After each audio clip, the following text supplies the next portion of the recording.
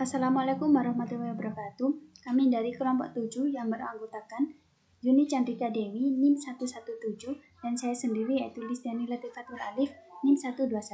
Di sini kami akan menyampaikan materi mengenai sistem peredaran darah pada manusia. Materi yang akan kami bahas yaitu mengenai struktur dan fungsi pada sistem peredaran darah. Selanjutnya ada organ-organ yang berperan dalam sistem peredaran darah. Kemudian ada sistem peredaran darah pada manusia dan juga gangguan atau kelainan pada sistem peredaran darah dan cara untuk menanganinya. Kita lanjut pada materi yang pertama yang akan saya sampaikan yaitu mengenai struktur dan fungsi pada sistem peredaran darah. Darah adalah cairan dalam pembuluh darah yang memiliki fungsi untuk mengatur keseimbangan asam basa serta untuk mentransportasikan oksigen, karbohidrat, metabolit, dan untuk membawa panas tubuh yang didistribusikan ke seluruh tubuh. Kemudian ada organ-organ yang berperan dalam sistem peredaran darah. Ada jantung, pembuluh darah, dan juga darah. Jantung berfungsi untuk memompa darah ke seluruh tubuh. Jantung ini merupakan organ yang ada di dalam tubuh manusia yang terletak di rongga dada di atas diafragma. Jantung ini dibungkus oleh suatu selaput jantung yang disebut dengan perikardium. Jantung merupakan alat utama dalam sistem peredaran darah.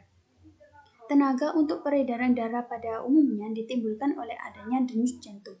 Otot jantung atau miokardium bekerja tidak mengikuti kehendak mereka sendiri atau bekerja dengan tidak sadar.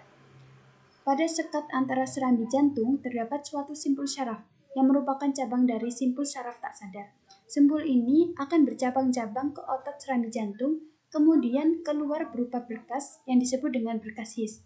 Kemudian akan menuju ke sekat antara kedua bilik jantung dan bercabang-cabang ke seluruh bagian bilik jantung.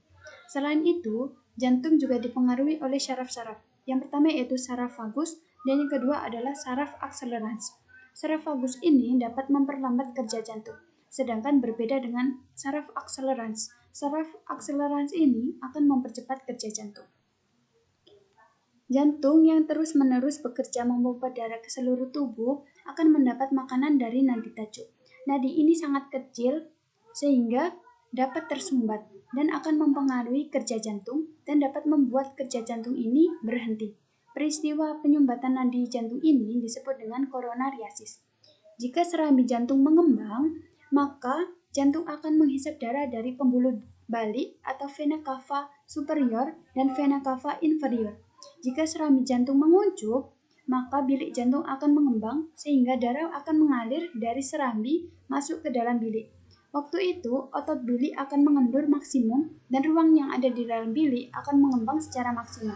Peristiwa tersebut disebut dengan peristiwa diastolis dan tekanannya disebut dengan tekanan diastolik. Sesudah darah masuk ke dalam bilik, maka akan ada rangsangan dari berkas His yang terputus sebentar. Terputusnya rangsangan ini akan digunakan oleh jantung untuk beristirahat. Setelah itu, jantung akan mulai melakukan kerja kembali dengan memulailah otot bilik jantung menguncup dan darah di dalam bilik dipompakan ke seluruh nadi paru-paru dan aorta dengan sama banyaknya.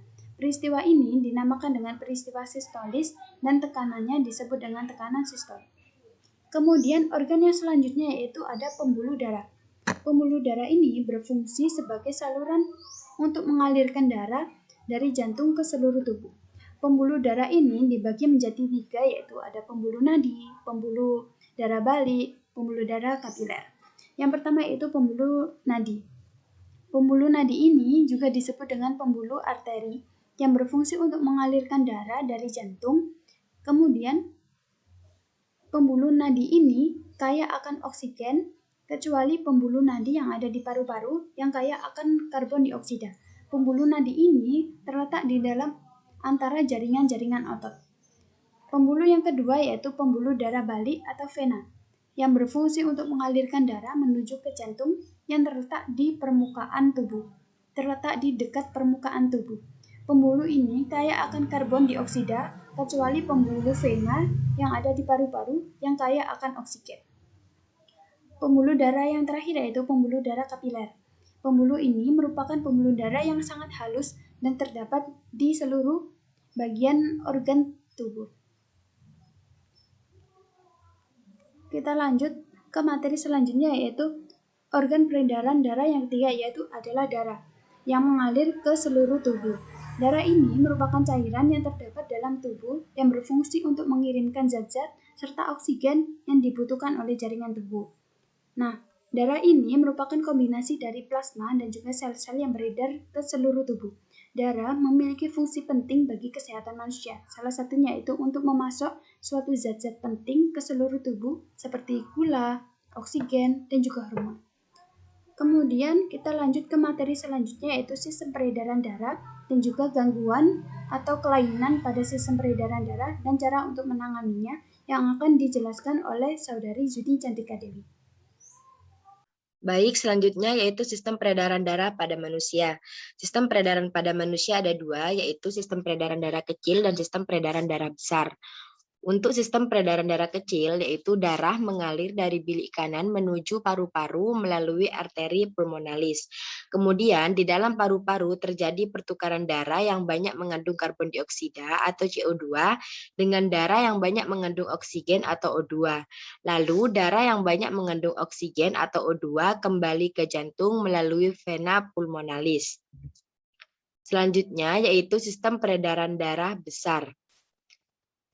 Sistem peredaran darah besar yaitu darah yang banyak mengandung oksigen mengalir dari bilik kiri ke jantung, lalu ke seluruh tubuh kecuali paru-paru melalui arteri besar atau aorta. Selanjutnya, terjadi pertukaran darah yang banyak mengandung oksigen dengan darah yang banyak mengandung karbon dioksida di seluruh tubuh. Lalu, darah yang banyak mengandung karbon dioksida kembali ke jantung melalui vena ke serambi kanan. Selanjutnya yaitu penyakit pada sistem peredaran darah dan upaya penanggulangannya. Untuk gangguan pada sistem peredaran darah yang pertama yaitu ada hemofili. Hemofili merupakan jenis penyakit turunan yang ditandai dengan sukarnya darah membeku. Di sini biasanya jika penderita terluka maka darah untuk sang penderita itu biasanya sulit untuk membeku. Selanjutnya itu ada anemia. Anemia merupakan penyakit kekurangan sel darah merah. Di sini biasanya penderita akan mengalami pucat dan mudah lelah. Yang ketiga yaitu ada eritroblastosis fetalis, merupakan penyakit kerusakan sel-sel darah yang berasal dari agglutinin ibunya, terjadi karena adanya perbedaan resus. Selanjutnya itu ada leukemia, merupakan kanker darah yang diakibatkan oleh tidak terkendalinya pembentukan sel darah putih. Selanjutnya yaitu ada trombus, merupakan penyakit jantung yang disebabkan oleh tersumbatnya nadi tajuk oleh pembekuan darah. Yang terakhir yaitu ada varises, merupakan pelebaran pembuluh balik. Biasanya untuk varises ini kebanyakan kita temukan di bagian kaki dan telapak kaki.